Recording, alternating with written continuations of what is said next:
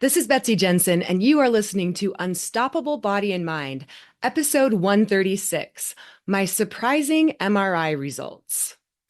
In this podcast, we learn to upgrade our brain and understand the power of our thoughts, to heal and to create the results we want in our life. Become the person in control of your healing and make peace with your life. Become unstoppable, body and mind. Hello, my loves. It's been a while since I recorded a podcast, but I had to record one. This is so fascinating, you guys. I wanted to get a back MRI. I've been curious. There have been a couple spots in my back that have a whole story and have a history. In fact, I even have a couple of previous episodes, I think a couple years ago, 2023 and 2022, probably.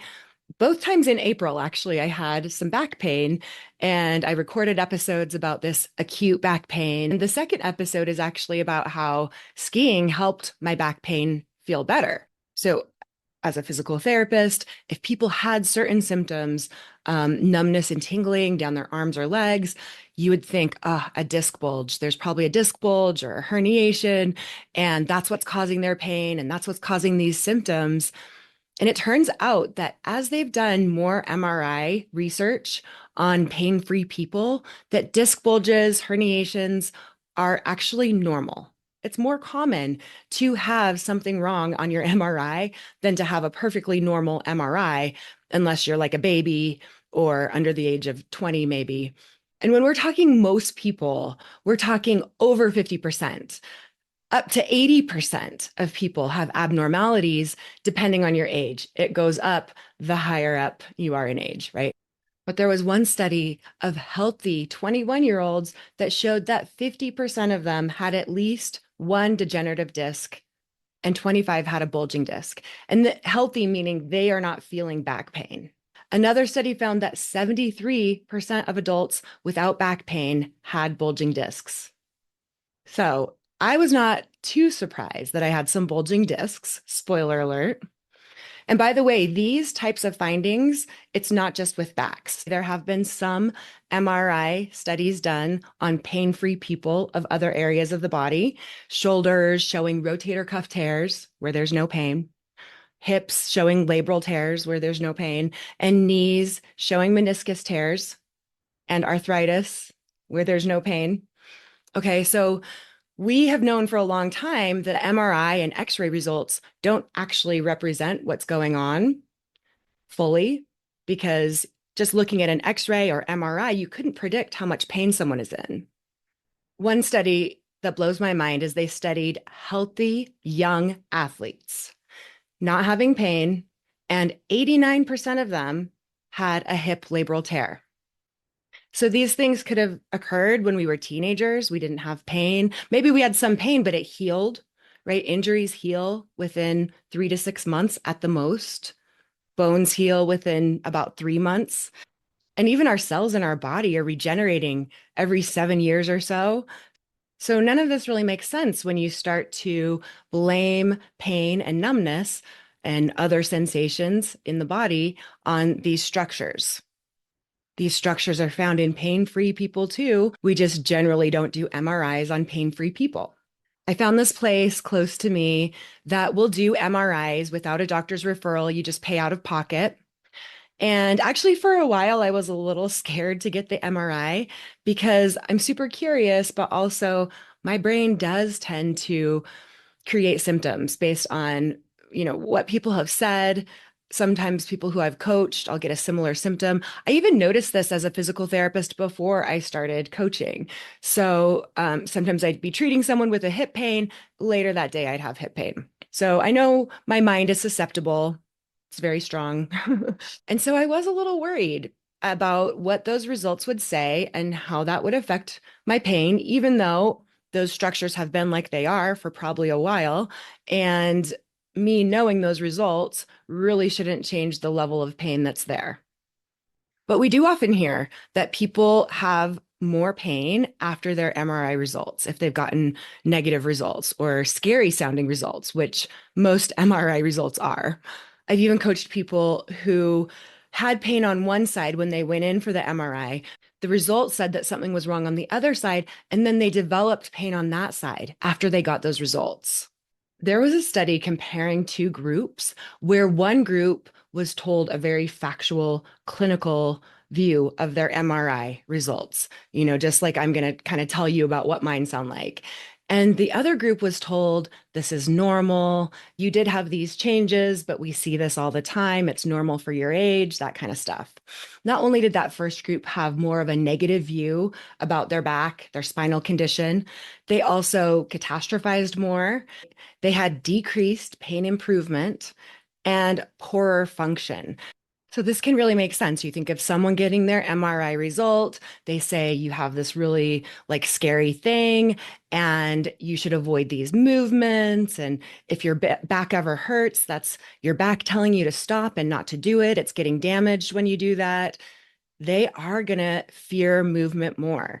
They call this kinesiophobia, and they've actually shown that kinesiophobia can increase your pain and even increase the stiffness of your back. So, this fear of movement has a physical tightening of the muscles, right? Your brain's like, I don't want to damage it. You contract, and that increases your pain, decreases how you move, and over time, that just gets worse and worse, especially if you're told something like, you're always going to have to be careful. This is just going to get worse, right?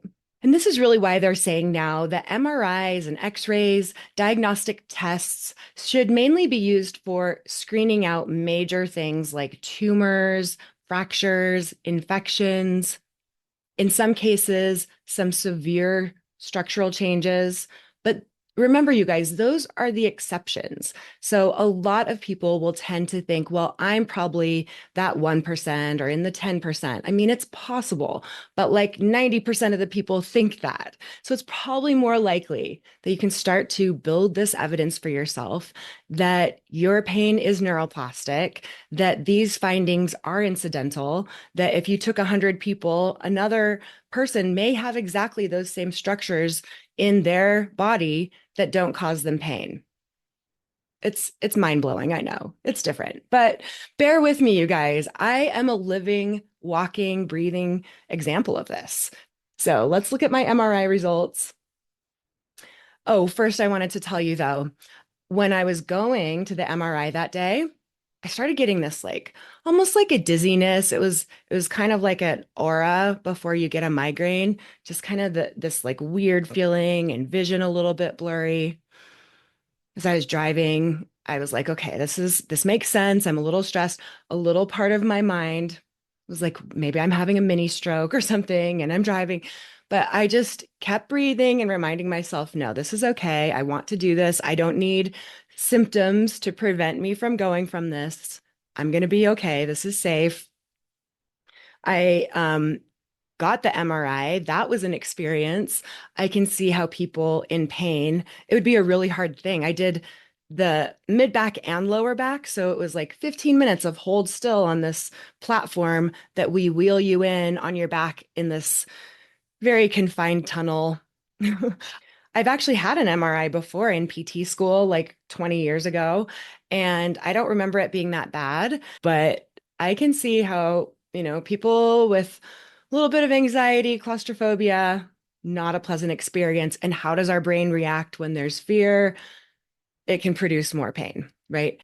So in the mid back, I knew there was just this one area, and there was actually something in that area, a paracentral disc protrusion at T5/6 with mild mass effect on the ventral aspect of the cord.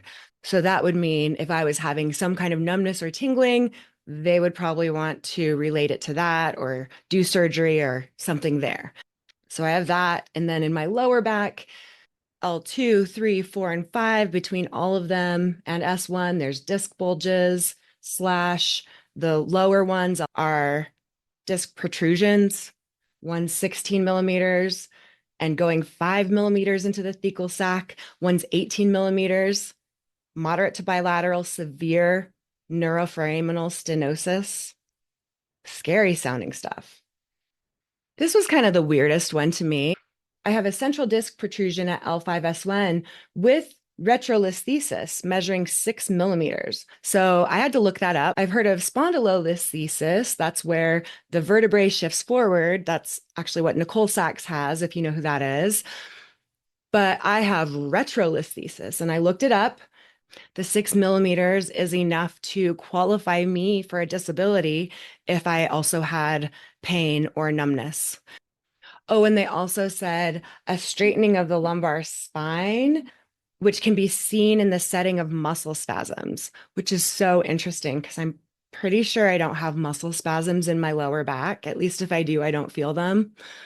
So again, sometimes they would look at something like this. Someone might look at straightening of the lower spine. Oh, let's do some arching exercises and change that curve, and that'll change your pain. But what we know is people have all types of postural changes, scoliosis, they might have weak core, they might have weak hips and glutes, they might have thoracic kyphosis and not even have pain. So please, if you're listening, think of what you've been told, what diagnostic tests you've had. If they are MRI or X ray results, and it's with your back, especially, that's been very studied. It's very likely that these are normal degenerative changes. I hate even using that word. These are normal changes with age. And the majority of the time, this is not what causes chronic pain. I put my results in Chat GPT and just asked, what would a spine surgeon say with these results? And of course, it would vary if you came in with symptoms or not. If they just saw the results and you had no symptoms, they would probably recommend physical therapy for strengthening, especially like with that retrolisthesis. Oh, I forgot to say, when I looked that up, it's like I should avoid high impact activities. I shouldn't do certain types of yoga moves, all these scary things about, this slipping back and how that's dangerous. So if I went to the surgeon with a lot of pain, persistent pain, lasting over 6 months, and these kind of results, they would probably recommend surgery, anywhere from taking out part of the disc to fusing the vertebrae. And although people might think that is a good solution, again, if the problem isn't coming from these changes in the structure, then fixing them with surgery is very unlikely to really help the problem long term.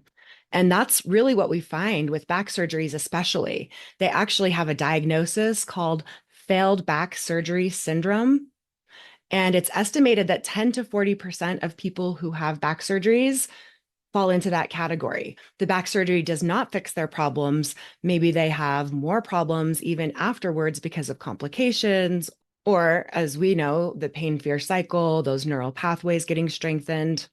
Because even though the surgeries are getting more high tech, the rate of success is not improving.